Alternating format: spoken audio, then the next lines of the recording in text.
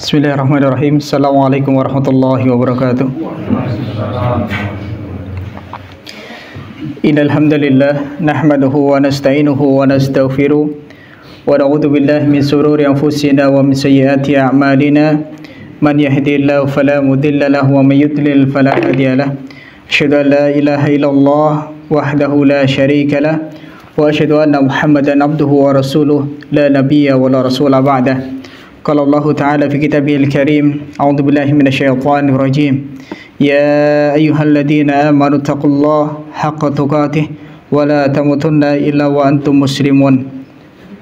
Wa qala aidan, ya ayyuhalladzina amanu taqullaha wa qulu qawlan sadida yuslih lakum a'malakum wa yaghfir lakum dhunubakum wa may yuti'illaha wa rasulahu faqad faza fawzan 'azima. Semua salatu wassalam ala nabiyil mursalin nabiyina Muhammadin sallallahu alaihi wasallam wa ala alihi wa ashabihi wa man tabi'ahum bi ihsanin ila yaumiddin, amma ba'd. Alhamdulillah, senantiasa kita bersyukur kepada Allah Subhanahu wa taala. Allah Subhanahu wa taala masih memberikan daripada limpahan nikmatnya kepada kita semua. Dan alhamdulillah pada kesempatan pagi hari ini kita bisa berkumpul di salah satu daripada tempat yang dicintai oleh Allah Subhanahu wa taala, yaitu masjid-masjidnya.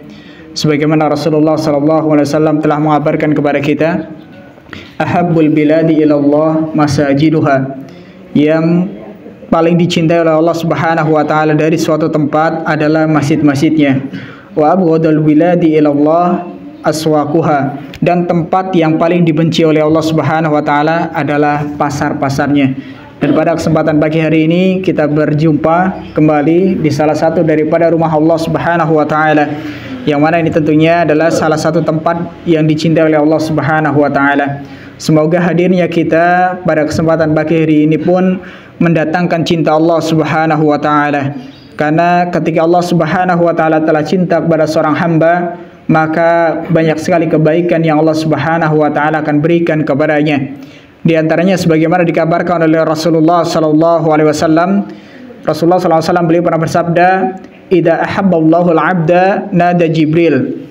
Ketika Allah Subhanahu wa taala telah mencintai seorang hamba, maka Allah akan memanggil Jibril. Wa qala, dan Allah Subhanahu wa taala akan mengatakan kepada Jibril, "Innallaha yuhibbu fulan."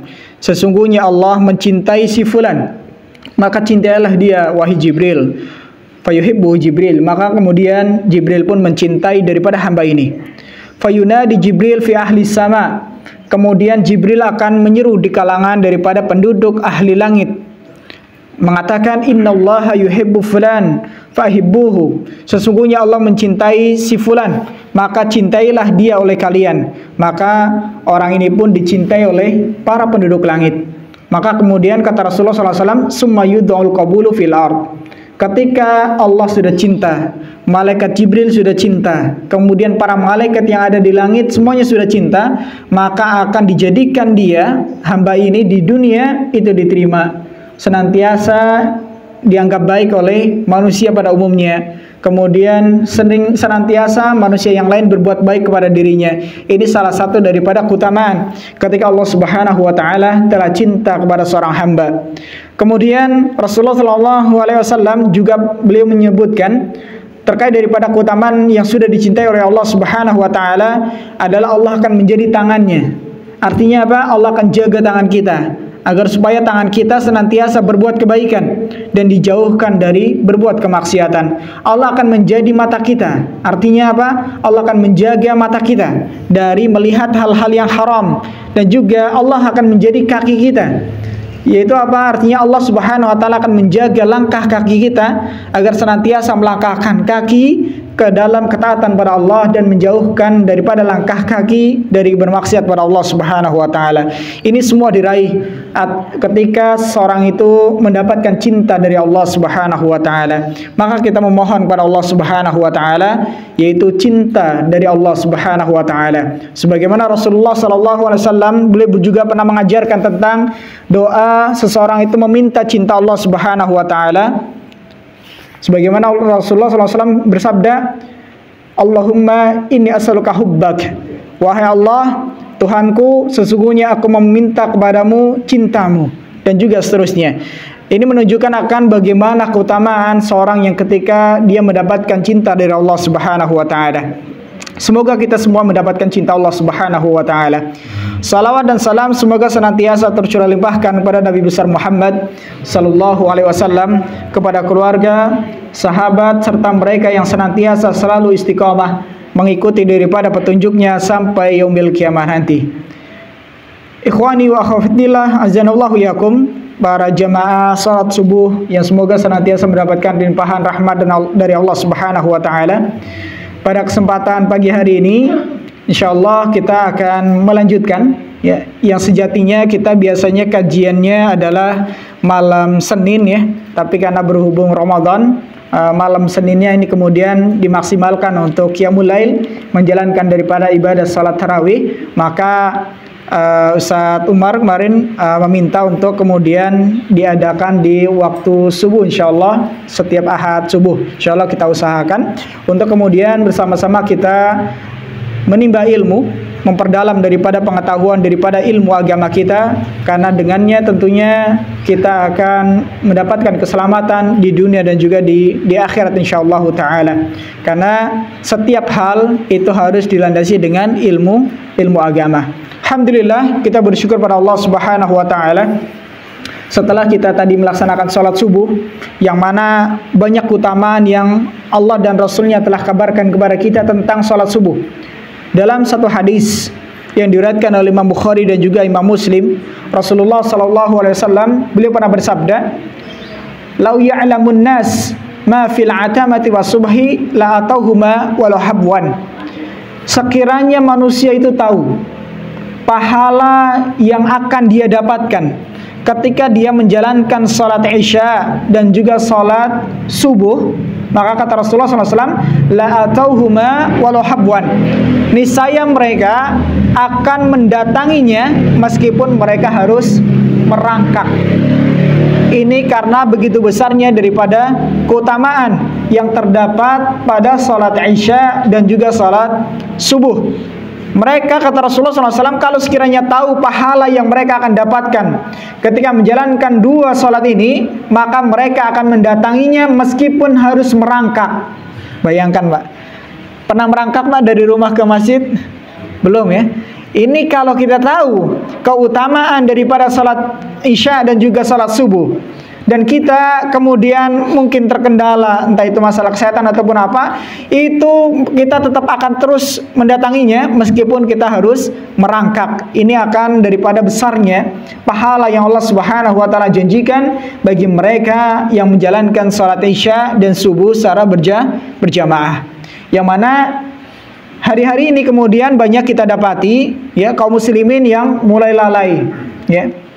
Mungkin di awal-awal Masya Allah ya, rajinnya luar biasa, tapi kita tidak mendoakan keburukan untuk mereka. Tentunya kita doakan agar senantiasa Allah Subhanahu wa taala berikan hidayah dan terus kemudian istiqamah dalam ketaatan pada Allah Subhanahu wa taala.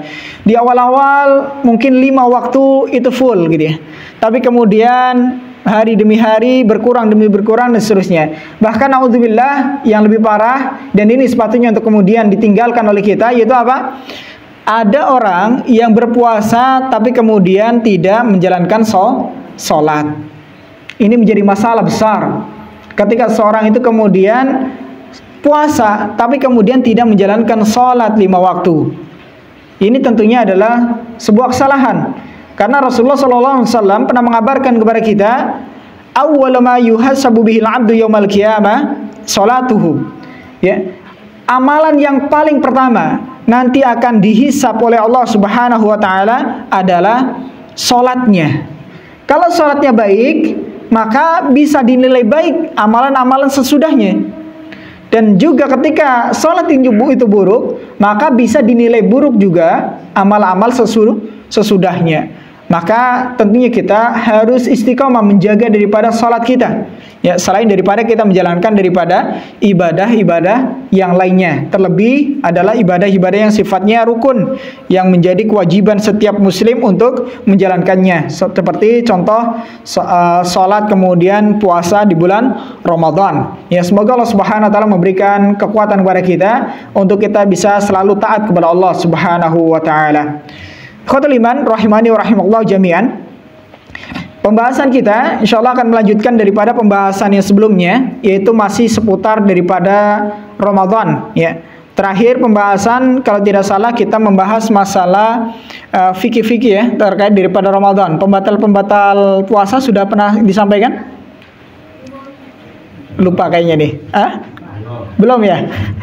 Oke, kayaknya banyak yang lupain. Baik, kita masuk kepada pembahasan pembatal-pembatal dulu ya. Pembatal-pembatal daripada puasa. Kalau sunnah-sunnah sudah dibahas. Mungkin ibu-ibu nih yang paling hafal nih. Sudah dibahas ibu sunnah-sunnah? Belum? Oh, lupa juga kayaknya nih. Baik. Ya, sedikit kita mengulang ya daripada sunnah-sunnah puasa berarti ya. Sunnah-sunnah puasa. Secara singkat saja biar tidak terlalu lama. Sunnah-sunnah puasa yang pertama kita mulai dari sahur. Baik. Sunnah-sunnah puasa yang pertama yaitu apa? Mengakhirkan waktu sahur. Ya, mengakhirkan waktu sahur. Jadi sahur itu yang lebih utama itu adalah diakhirkan. Ya, diakhirkan. Kapan waktunya? Nah, ini pernah ditanya oleh sahabat Ibnu Abbas radhiyallahu taala anhu kepada Zaid bin Thabit, yang mana beliau selalu bersama dengan Rasulullah sallallahu alaihi wasallam tentang bagaimana sahurnya Rasulullah sallallahu alaihi wasallam. Maka kata Zaid bin Thabit ketika ditanya oleh Ibnu Abbas tentang waktu sahurnya Rasulullah, maka kata beliau qala qadru khamsina ayah, yaitu sekedar membaca 50 ayat dari Al-Quran. Ini waktu sahurnya Rasulullah. Jadi jarak antara subuh dan waktu sahurnya Rasulullah itu adalah sekedar kita membaca 50 ayat Al-Quran. Dan para ulama, contoh di sini adalah Ibnu Hajar Al-Asqalani ketika menyebutkan tentang hadis ini, beliau mengatakan bahwasanya ayat yang dimaksud adalah ayat yang tidak terlalu panjang, juga tidak terlalu pendek. Cara bacanya juga tidak terlalu cepat dan juga tidak terlalu lambat. Inilah waktu sahurnya Rasulullah. Ya, kalau sekiranya ya kita membaca 50 ayat kira-kira berapa jam, Mbak, atau berapa menit? Ya, sekitar ya kalau dengan ada yang standar ya maksimal sekitar setengah jam lah ya. Sekitar setengah jam itu ya. Kalau misalkan 50 ayat yang tidak terlalu panjang, tidak terlalu pendek. Cara bacanya juga tidak terlalu cepat, tidak terlalu lambat. Ya kurang lebih kalau misalkan agak santai gitu ya, sekitar setengah jaman lah. Ya, ini artinya waktu sahur Rasulullah ya sekitar antara setengah jam sampai waktu subuh. Ini kalau kita perkirakan ya 50 ayat Al-Quran. Jadi semakin akhir, semakin mendekati subuh, maka semakin baik ya. Sahur itu semakin mendekati subuh itu semakin baik. Ada orang yang kemudian sahurnya jam 1. Ya, ada yang sahurnya misalkan jam 12 ya, atau sebelum tidur misalkan. Ini asalnya tidak dinamakan sahur, tapi dinamakan dengan makan malam. Kenapa? Sahur itu identik dengan waktu. Kenapa dinamakan sahur? Karena asal katanya dari sin, ha, sama ra, sihir, artinya samar. Ya, samar-samar antara penghujung malam dan masuknya waktu subuh. Itulah yang dinamakan dengan sahur. Ya, tadi sahur semua, Pak? Ya, sahur ya. Baik, ini ada perintah dari Rasulullah SAW, tasahharu fa inna fi sahuri barakah. Sahurlah kalian karena di dalam sahur itu ada keberkahan. Bahkan Rasulullah mengatakan, sahurlah kalian meskipun hanya meminum 1 tegukan daripada air. Ya, ini akan keutamaan daripada sahur, karena dalam sahur itu ada keberkahan. Baik. Kemudian sunnah-sunnah terkait daripada puasa juga adalah kita memperbanyak daripada ibadah-ibadah yang sifatnya mungkin sunnah-sunnah ya. Kalau yang wajib jelas ya. Kalau yang sunnah-sunnah ini kemudian yang banyak kemudian dilalaikan. Ini sunnah juga yang harus kemudian kita jaga, yaitu kita senantiasa menjaga ibadah-ibadah yang sunnah. Kemudian kalau terkait masalah sunnah buka puasa juga, yaitu untuk berbuka puasa itu disunahkan adalah yang disegerakan. Kalau sahur sunnahnya adalah diakhirkan. Kalau berbuka puasa sunnahnya disegerakan. Kalau sudah masuk waktu maghrib maka segera, jangan menunda-nunda. Karena Rasulullah SAW pernah mengatakan, la yazalun nas bi khairin ma'ajjalul fitr. Ya, senantiasa manusia itu akan berada dalam kebaikan selama mereka menyegerakan daripada buka puasa. Buka puasanya Rasulullah seperti apa? Dikabarkan oleh di sini Aisyah radhiyallahu taala anha, beliau mengabarkan bahwasanya Rasulullah SAW suka berbuka. Pertama beliau mencari rutop. Tahu rutop Pak? Rutop itu kurma muda. Ya, kurma muda. Biasanya kalau yang suami istri yang pengen hamil biasanya kadang sering cari kurma muda. Ini Rasulullah kalau buka puasa suka pakai rutop. Kalau tidak ada rutop, beliau pakai tamar. Tamar itu kurma yang sudah matang, yang sudah kering. Ya, kalau nggak ada rutop, nggak ada tamar, beliau berbuka puasa menggunakan air putih. Ya, menggunakan air putih. Adapun ya yang sering bertebaran di masyarakat, yaitu sering ditebarkan bahwasanya berbuka puasalah dengan yang manis-manis. Wallahu ta'ala alam shawab. Ini saya belum mendapati ada hadis yang berbicara demikian.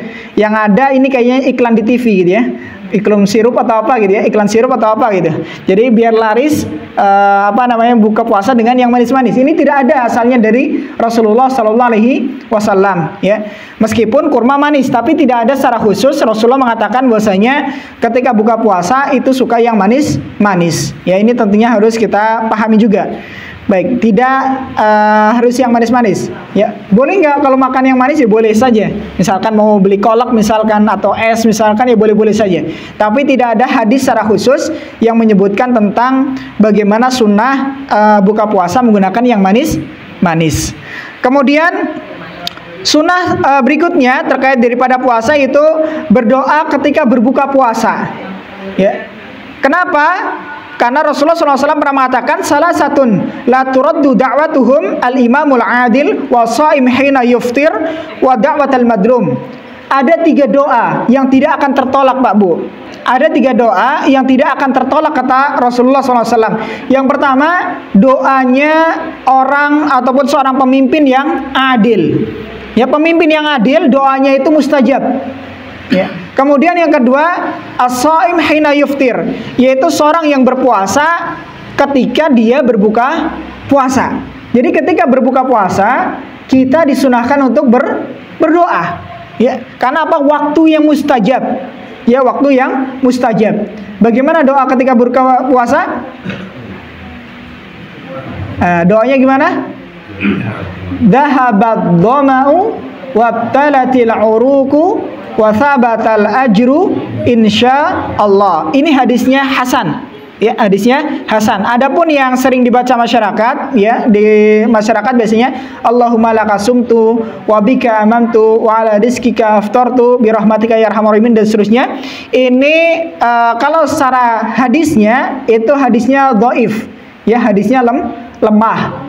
Tapi para ulama kemudian membolehkan kalau misalkan kiranya pengen berdoa dengan doa Allahumma lakasumtu dan seterusnya. Tapi yang paling utama tentunya kita berdoa dengan doa yang itu sahih ataupun yang lebih kuat daripada sumbernya.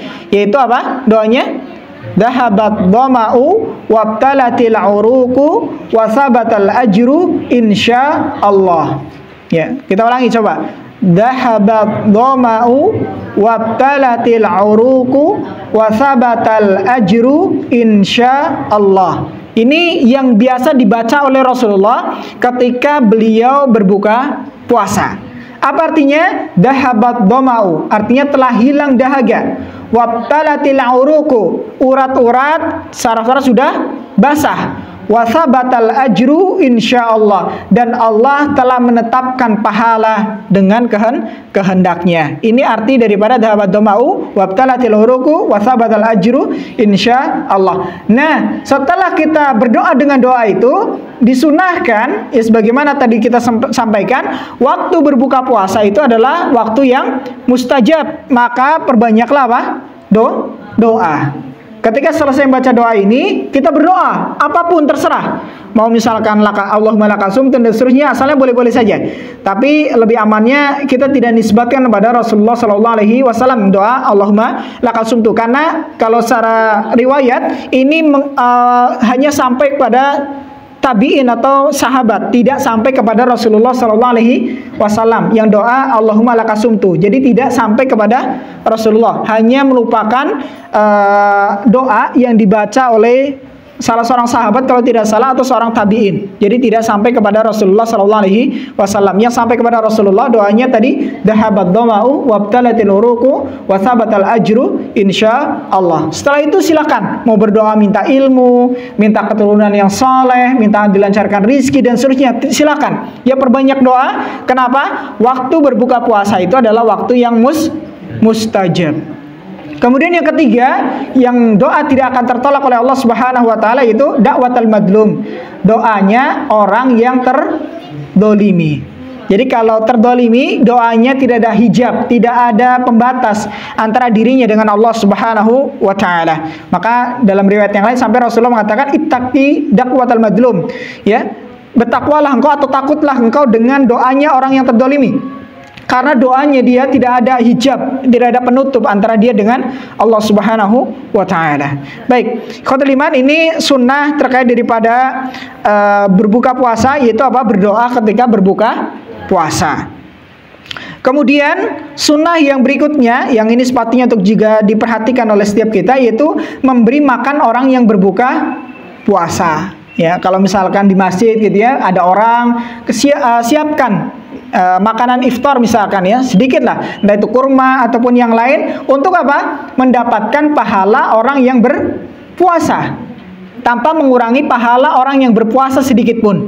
Rasulullah mengatakan ya, siapa yang memberi makan orang yang berbuka puasa, maka baginya pahala ya, seperti pahala orang yang sedang berpuasa, dan tidak mengurangi pahala daripada orang yang berpuasa itu sedikit pun. Ini hadis riwayat Imam Bukhari. Jadi kalau bisa ya, setiap hari kita memberi makan orang yang berbuka puasa, entah itu tetangga misalkan ya, habis masak kolak misalkan ya, sedikit bagi kepada tetangga, atau misalkan ada apa namanya masakan apa misalkan yang sifatnya ringan barangkali, atau mungkin yang berat, itu berbagi kepada tetangga ataupun saudara-saudara sama muslim, maka insya Allah akan mendapatkan pahala daripada orang yang berpuasa ya. Baik, kemudian kita masuk kepada masalah pembatal puasa ya, pembatal puasa. Pertama yaitu makan dan minum dengan sengaja. Ya, kalau makan dan minum dengan sengaja ini sudah pasti batal. Ya, kemudian terkait masalah ini yang kita perlu sampaikan terkait ketika misalkan ada makanan ketika kita sedang sahur tadi misalkan ya, adzan subuh sudah berkumandang, apa yang kita lakukan? Kita lanjut telan makanan yang ada di mulut kita, atau kita muntahkan, kita lepehkan? Ya, yang paling tepat wallahu taala alam shawab, kalau menurut Imam An-Nawawi, sekali lagi menurut Imam An-Nawawi, beliau mengatakan ketika ada makanan di dalam mulut kita dan sudah berkumandang azan, maka apa? Dimuntahkan. Ini lebih selamat. Meskipun ada ulama yang lain berpendapat boleh dimakan sampai dengan azan subuh itu selesai. Kalau azan subuh belum sudah selesai, maka tidak boleh lagi lanjut makan ataupun yang lainnya. Tapi wallahu alam, kalau yang paling kuat dan juga yang paling selamat tentunya ketika sudah masuk azan sudah berhenti dari makan dan minum. Baik. Kemudian terkait masalah hal ini juga, yaitu yang sering mungkin menjadi kebiasaan ketika berpuasa itu seringnya meludah. Karena ada mungkin sebagian yang beranggapan menelan ludah itu membatalkan puasa, padahal itu tidak membatalkan puasa ya. Kemudian ketika ada sela-sela makanan misalkan di gigi kita ya, Apa yang kita lakukan ketika ada sisa makanan itu, ditelan atau kita buang? Ya, buang ya. Kemudian terkait masalah ini juga bolehnya kita untuk istinsyak, yaitu menghirup air ke dalam hidung atau berkumur-kumur ketika berwudu. Itu boleh, tapi asalkan tidak ditelan airnya.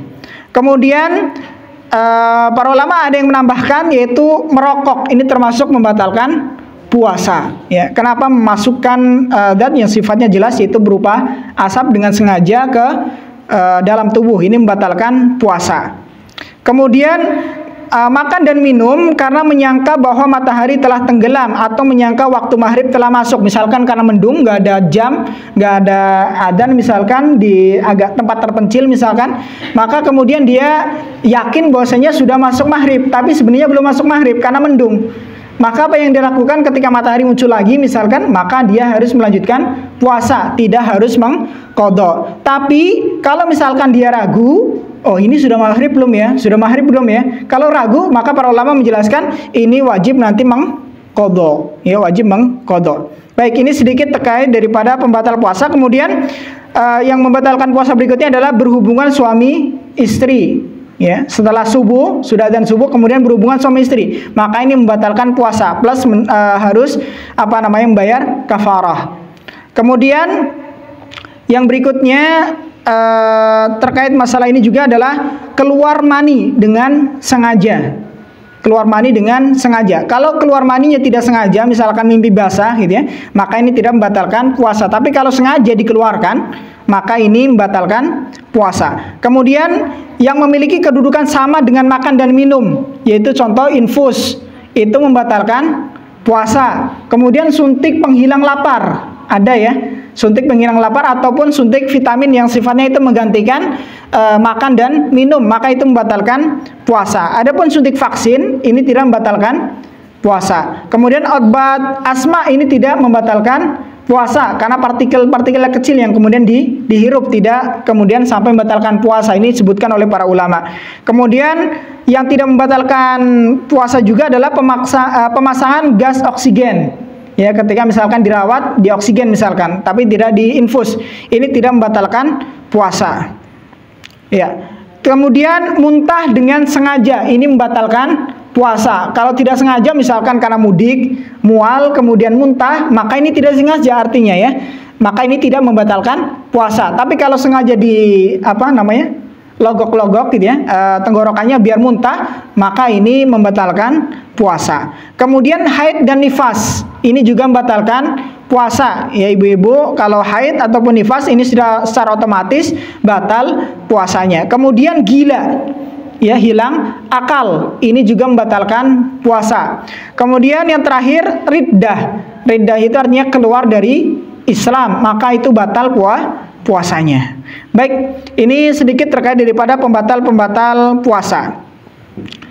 Kemudian kita masuk pembahasan yaitu kesalahan-kesalahan seputar Ramadan. Ya, ada beberapa kesalahan-kesalahan yang ini mungkin sering dilakukan. Yang ini bisa menjadi penyebab hancurnya daripada pahala puasa Ramadan. Ya, sebagaimana Rasulullah SAW menyebutkan di sini, ya, rubba sha'imin hadduhu min siyamihi al-ju' wal atas. Betapa banyak orang yang berpuasa, dia tidak mendapatkan apapun dari puasanya kecuali rasa lapar dan dahaga saja, haus saja. Apa penyebabnya? Ya karena mereka melakukan kesalahan-kesalahan. Ya, di antara daripada kesalahan yang ini sering dilakukan oleh sebagian kaum muslimin juga adalah apa?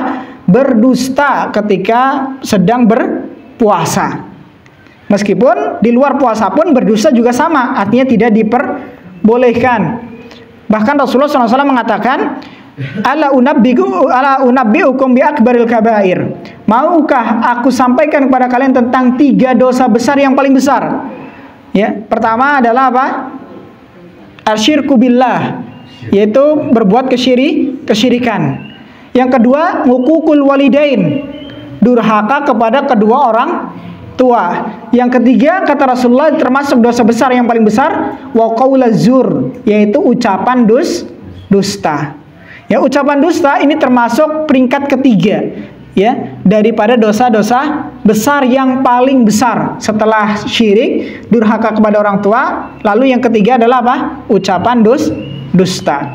Dan ini berbahaya ketika misalkan sedang berpuasa kita suka berdusta, maka ini kemudian bisa menjadi penyebab hancurnya pahala puasa kita. Maka ini harus kita jauhi. Karena dalam hadis yang diriwayatkan Imam Bukhari juga, Rasulullah pernah mengatakan, "Man lam yada' qaulaz zur, falaysa lillahi haja fi an yada'a ta'amahu wa syarabahu." Barang siapa yang dia tidak meninggalkan perkataan dusta, ya, wa amila biha, dan juga mengamalkan perbuatan dusta, ya, maka Allah Subhanahu wa taala tidak punya hajat untuk menerima daripada apa? Dia meninggalkan makan dan minum, artinya berpuasa. Enggak ada hajat Allah menerima puasanya. Disebabkan karena apa? Dia suka berdusta. Maka ini harus kita jauhi dusta. Kemudian berkata jelek dan tidak bermanfaat. Ya, berkata jorok, berkata yang berbau di situ maksiat, ghibah misalkan, ya. Lagi siang-siang kumpul, ya, ibu-ibu misalkan, bapak-bapak ngomongin orang lain. Ini termasuk masuk kategori ini, dan ini bisa menjadi penghancur puasa. Ini harus berhati-hati.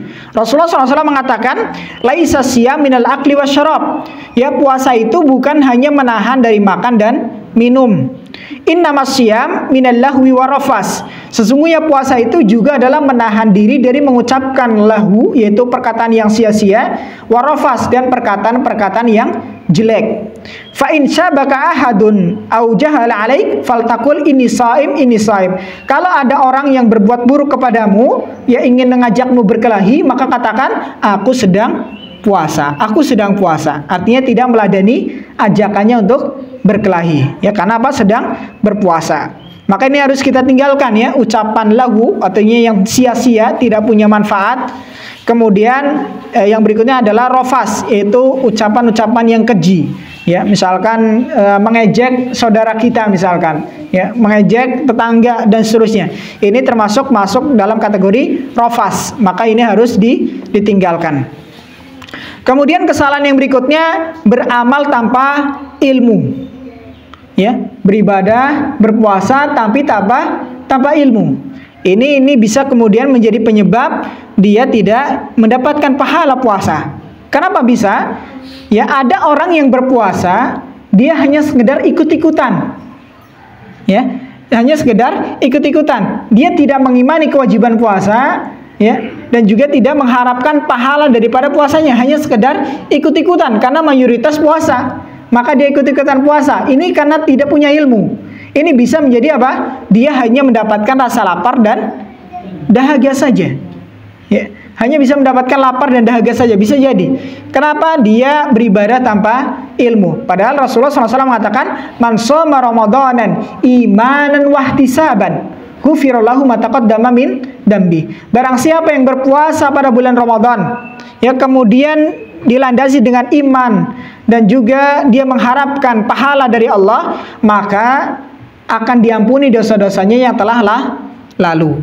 Begitu juga kalau misalkan qiyamul lail, Pak Bu, ya, jangan hanya ikut-ikutan ikut sholat tarawih saja, tapi niatkan, ya, ataupun kita fahamkan dalam diri kita bahwasanya kita sholat tarawih itu karena landasan dasar daripada iman, percaya kepada Allah, dan wahtisaban, kita mengharapkan pahala dari sholat tarawih. Apa pahalanya, Bu?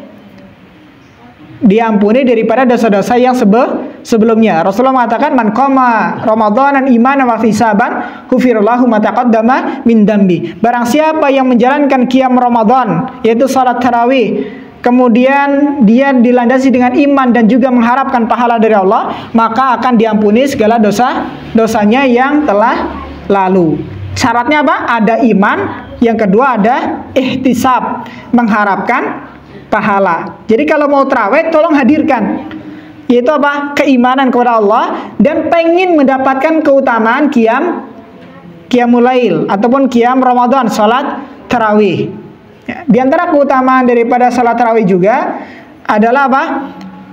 Allah akan tuliskan bagi kita keutamaan salat malam, salat semalam suntuk. Syaratnya apa? Sholat bersama dengan imam sampai selesai. Mungkin ada di sebagian tempat yang sholat witirnya itu di rumah.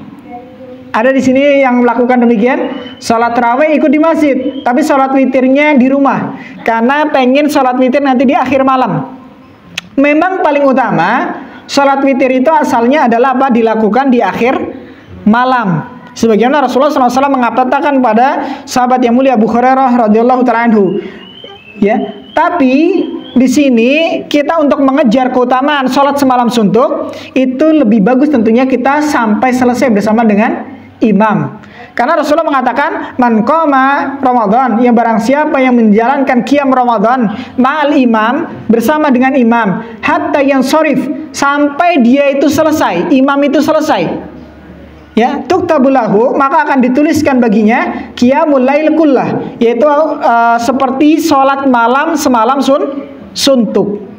Jadi kalau kita sholat bersama dengan imam di masjid sampai imam selesai, artinya berarti sampai sholat witir, maka apa? Akan dituliskan pahala bagi kita sholat semalam suntuk. Meskipun kita tidur, ya, itu dinilai oleh Allah Subhanahu wa taala sebagai sholat malam, ya, semalam suntuk. Karena apa? Sholat bersama imam sampai selesai.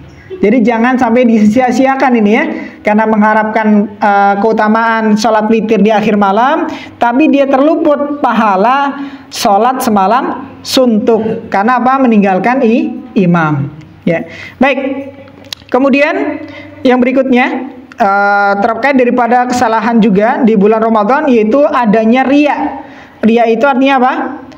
Ingin amalannya itu dilihat baik oleh orang lain. Ya, saya pernah jelaskan di sini ada riya, ada sum'ah. Kalau riya itu ingin dilihat baik ketika amalan itu sedang dilakukan atau sebelum dilakukan, itu namanya riya. Adapun sum'ah itu apa? Ingin didengar baik. Kalau riya ingin dilihat baik, kalau sum'ah ingin didengar baik. Artinya apa?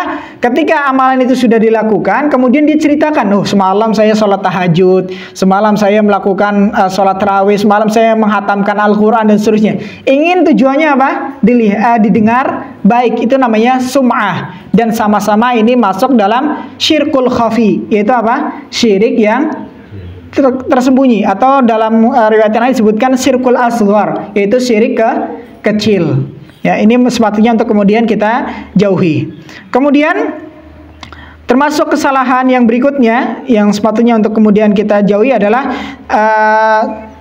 yaitu masih terus bermaksiat kepada Allah Subhanahu wa taala. Meskipun mungkin dalam hadis kita sering mendengar idza dakhala syahrul Ramadan, ketika masuk bulan Ramadan, futihat abwabul jannah, ya, pintu-pintu surga akan dibuka. Wa ghuliqat abwabun nar, pintu-pintu neraka akan ditutup. Wasul silat syayatin, setan-setan akan dibelenggu, akan diikat. Pertanyaannya, kenapa di bulan Ramadan masih ada aja yang bermaksiat kepada Allah? Padahal setan sudah terbelenggu. Kenapa, Pak? Ada yang tahu? Iya, betul. Karena hawa nafsu. Karena kita punya hawa nafsu. Dan kata Allah, innan nafsa la'amaratun bisu. Ya, sesungguhnya hawa nafsu itu senantiasa mengarahkan kepada yang buruk-buruk. Illa marahimah rabbuh, kecuali yang hawa nafsu itu kemudian diberikan rahmat oleh Allah untuk senantiasa mengarahkan kepada yang baik. Tapi secara umum, ya, namanya hawa nafsu itu mengarahkan kepada yang buruk. Makanya meskipun syaitan dibelenggu, selama jiwa ini buruk, ya, maka kemudian apa? Masih berpotensi untuk suka bermaksiat kepada Allah. Contoh misalkan dagang gitu, ya, sore-sore mau buka puasa misalkan jualan takjil. Ada yang tanya, Pak, Bu, ini makanan baru atau kemarin? Wah, baru Mas. Padahal apa? Kemarin, ya, bukan baru misalkan.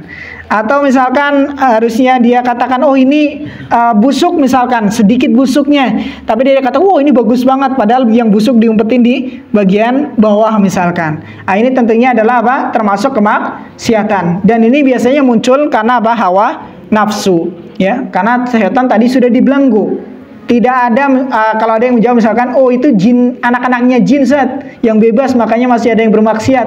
Oh itu jin yang kelas ataupun setan yang kelas rendah Zat. Tidak. Yang paling jelas karena ada keburukan daripada nafsu kita. Maka selalu Rasulullah SAW selalu meminta perlindungan dari keburukan jiwa. Yaitu dengan sabdanya ketika memulai sebuah majlis, beliau selalu memulai dengan innal hamdalillah nahmaduhu wa nasta'inuhu wa nastaghfiruh wa na'udzu billah min sururi anfusina, dan kami berlindung dari keburukan diri-diri kami. Ya. Ini yang harus kemudian kita pahami agar supaya kita tidak terjatuh ke dalam kesalahan dan sia-sia daripada ibadah puasa kita. Baik. Kemudian yang termasuk kesalahan berikutnya adalah sholat tarawih super ngebut.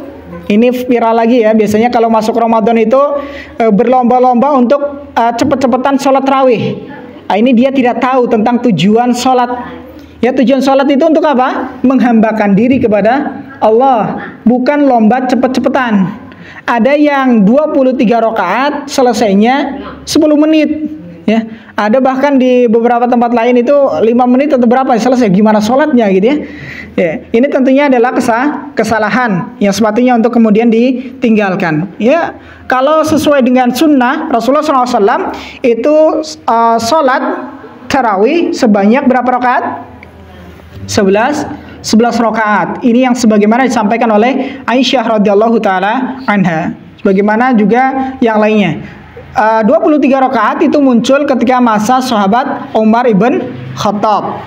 Ya, dan ini termasuk sunnah Khulafa Rasyidin dan boleh-boleh saja kalau mau sholat 23 rakaat. Tapi kalau mengikuti sunnah Rasulullah yaitu 11 rakaat. Waktunya kapan? Nah, ini terkait masalah sholat tarawih nih. Waktunya kapan? Yang paling utama adalah sebenarnya agak diakhirkan, ya agak diakhirkan. Tapi kalau misalkan setelah sholat isya terus kemudian menjalankan sholat tarawih, maka ini juga nggak masalah, ya boleh-boleh saja. Ya, bahkan Rasulullah SAW itu pernah menjalankan sholat tarawih itu dari sholat isya selesai sampai pertengahan malam. Ya, sampai pertengahan malam. Para sahabat sampai ada yang bilang, Rasulullah, kami pengen sampai akhir malam. Ya, kami pengen sampai akhir malam. Tapi kata Rasulullah kemudian menjawab dengan tadi yang kita sampaikan, keutamaan orang yang sholat bersama imam sampai selesai, yaitu dinilai sebagai sholat semalam suntuk meskipun dia tidak sholat dari misalkan habis isya sampai akhir malam. Tapi dia bisa mendapatkan keutamaannya. Caranya adalah dengan sholat bersama dengan imam. Baik. Kemudian yang berikutnya,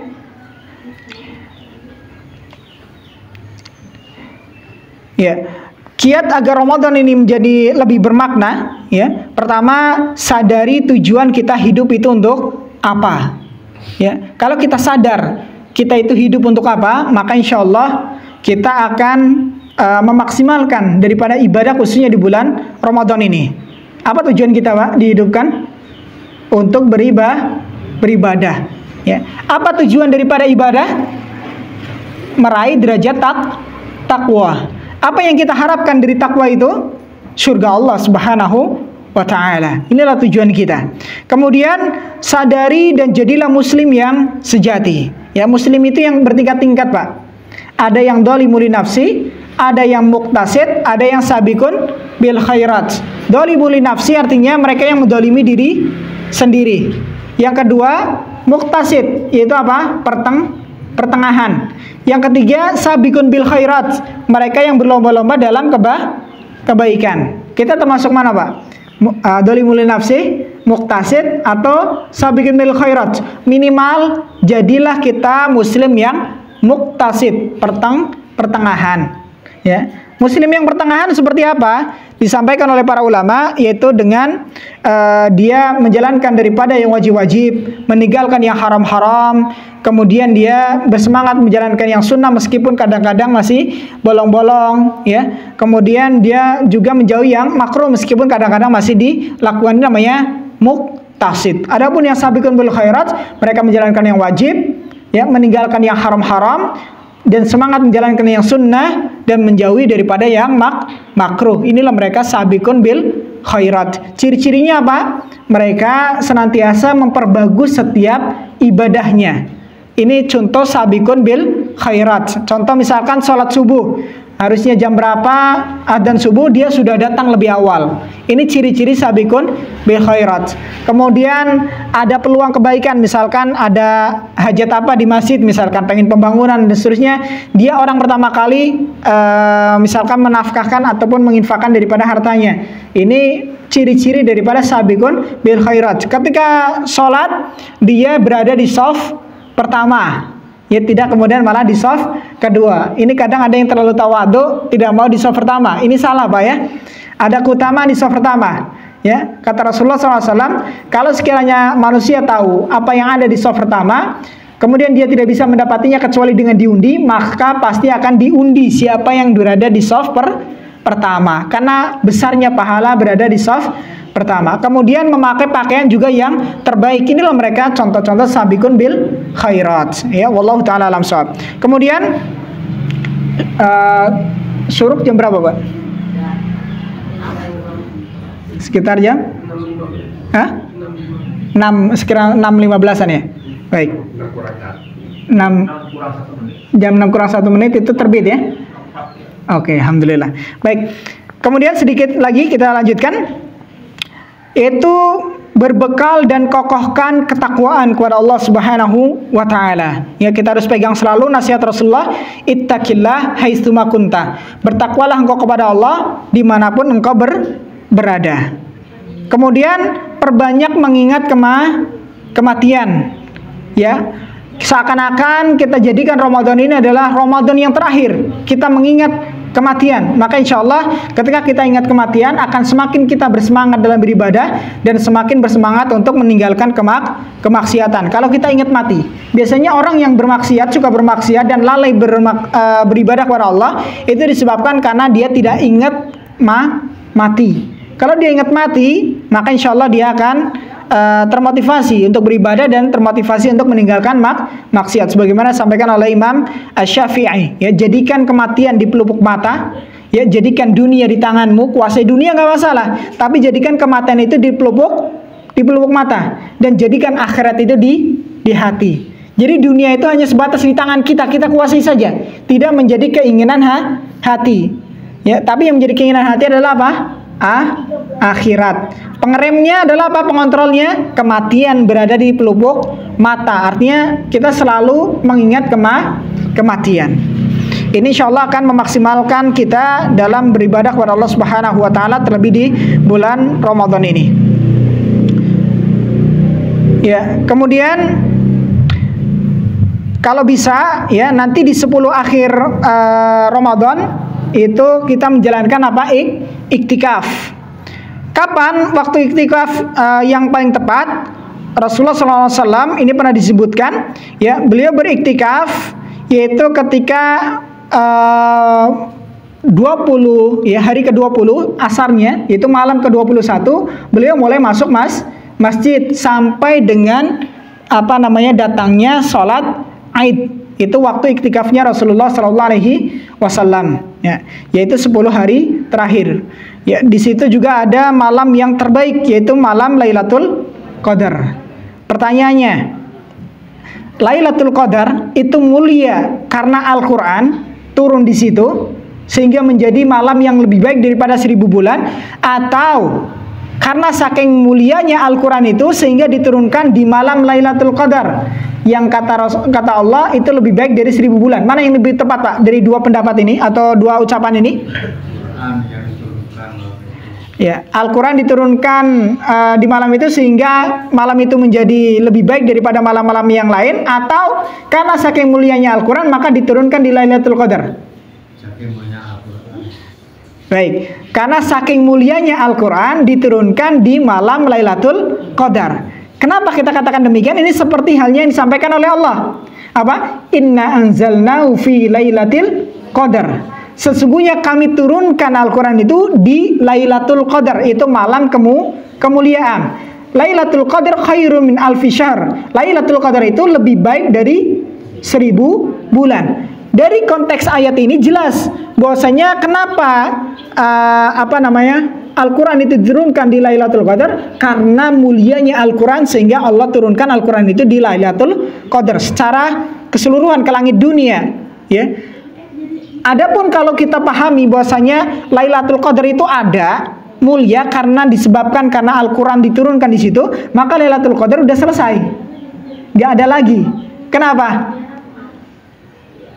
Al-Quran sudah selesai turun, ya. Lailatul Qadar berarti adanya hanya saat ketika Al-Quran itu turun saja. Tapi sampai sekarang kita yakini Lailatul Qadar masih ada nggak, Pak?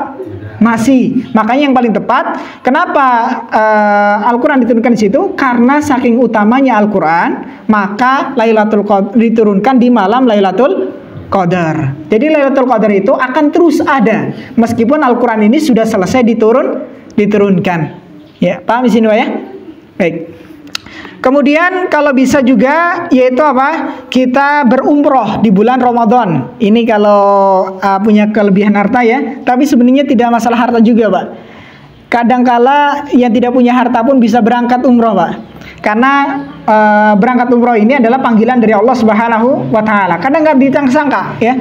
Tiba-tiba nggak punya duit, tiba-tiba ada misalkan yang ngumrohin, misalkan, ya, anak misalkan atau cucu misalkan, ya, ataupun yang lainnya. Kadang kita nggak punya duit, nggak punya kepikiran ke sana. Tapi karena Allah mampukan, maka bisa saja, ya, banyak jalan untuk kita bisa umrah. Kita doakan semoga semuanya bisa umrah dan semuanya bisa haji ke Baitullah insyaallah taala. Baik. Kenapa di bulan Ramadan? Karena Rasulullah mengatakan al-umratu fi Ramadan kahajjatan ma'i. Bahwasanya umrah di bulan Ramadan itu seperti haji bersamaku, kata Rasulullah sallallahu alaihi wasallam, ya.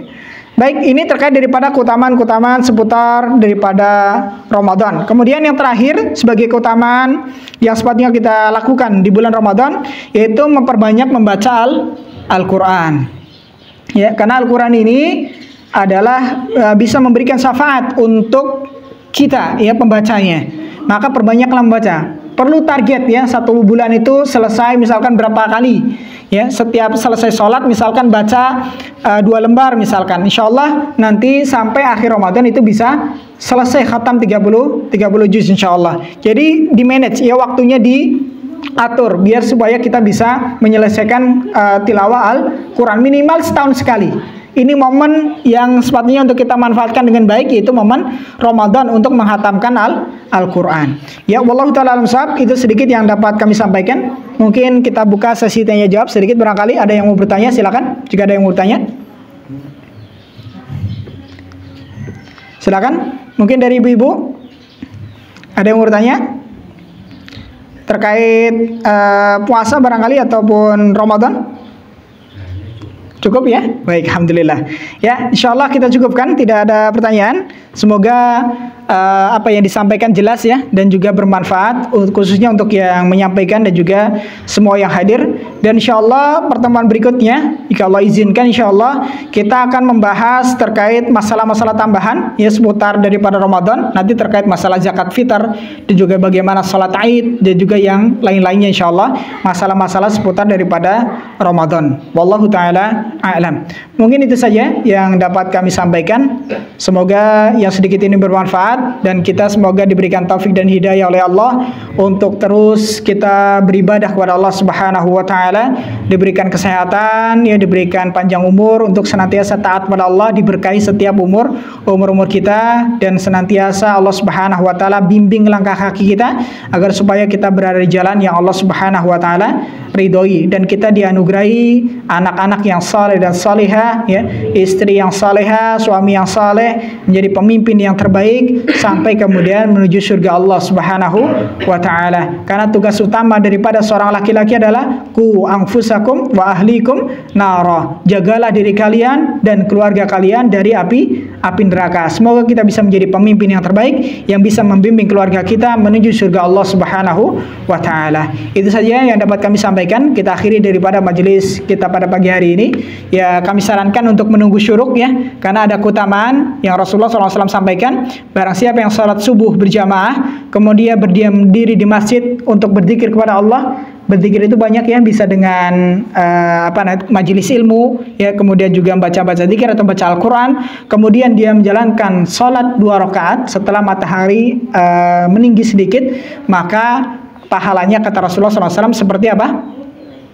Umroh dan haji yang sempurna ya, pahala haji dan umroh sempurna. Ini ketika kita menjalankan sholat syuruk insyaallah taala. Baik, wallahu taala alam shawab. Kita akhiri dengan doa kafaratul majlis.